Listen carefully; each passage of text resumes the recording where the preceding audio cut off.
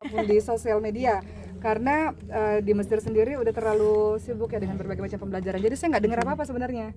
Jadi saya tahu apa-apa tuh sebenarnya dari teman-teman semua. Teman-teman lebih tahu dibanding dengan saya.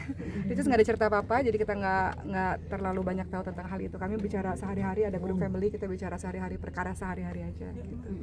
Mbak Oki mungkin di Mesir sendiri lebih slow living kah sekarang atau seperti apa? Aku tadi lupa. Di Mesir? Lebih slow living kan? Ya Allah, di Mesir itu susah Mbak, maksudnya belajarnya susah banget gitu. Ya pertama mungkin karena bahasa yang berbeda, kemudian yang kedua mukoror atau bahan pembelajarnya itu banyak sekali. Jadi memang nggak ada waktu banyak untuk ngapa-ngapain selain belajar. Jadi memang hidup saya sekarang fokus banget untuk belajar dan membersama anak-anak. Jadi kalau ditanya hidupnya di mana di Mesir, kayaknya lebih santai. Santainya mungkin lebih ke belajar hampir 24 jam sih. Saya mau cerita dikit sama teman-teman semua. Saya nggak pernah seumur hidup saya itu selama sekolah di Indonesia, saya mimpi saya itu tentang ujian. Jadi saya mimpi ujian, bangun lagi mimpi lagi, ujian lagi, saking terbawa ke dalam pikiran. Saya nggak pernah seumur hidup saya sekolah di Indonesia. Setiap kali mau ujian saya mual, mau muntah, nervous, panic attack gitu, terus gemetar gitu. Itu saya rasakan ketika saya sekolah di Azhar.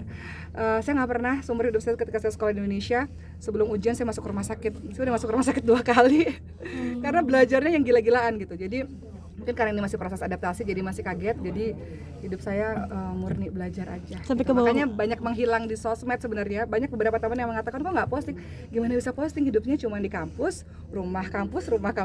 Jadi pelajar sejati. Panic attack-nya sampai ngaruh ke mungkin live dunia Panik. Mbak Oki nggak sih selain Iya, belajar? panic attack. Jadi ketika belajar ada rasa nervous ya. Tapi saya rasa ternyata nggak cuma saya aja. Makanya kalau di Mesir itu di orang-orang yang kuliah di Al-Azhar khususnya, kita punya 1 bulan berhenti melakukan seluruh kegiatan untuk persiapan ujian.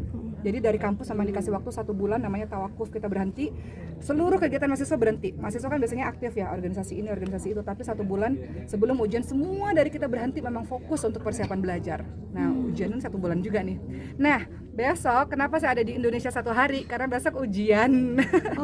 Ujiannya belum selesai, jadi saya manfaatkan waktu di pesawat, nanti sekitar 11 jam atau lebih saya akan belajar di pesawat untuk besoknya nyampe di Mesir langsung ujian. Untuk merawat anak-anak sendiri mungkin ada suster atau gimana Mbak Oki? Atau Mbak Oki yang bener sendiri turun tangan untuk anak-anak? Iya, di Indonesia jadi gini, kebiasaan teman-teman yang ada di Mesir ini kan pelajar tuh belasan ribu ya, pelajar Indonesia.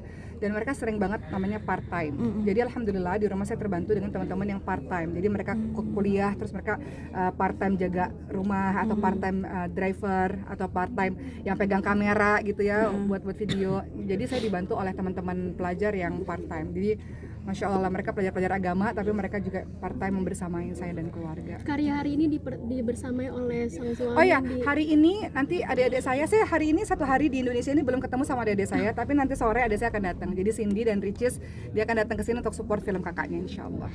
Dibersamai juga oleh sang suami datang nih untuk support. Iya, kalau suami kebetulan karena produser di film ini juga.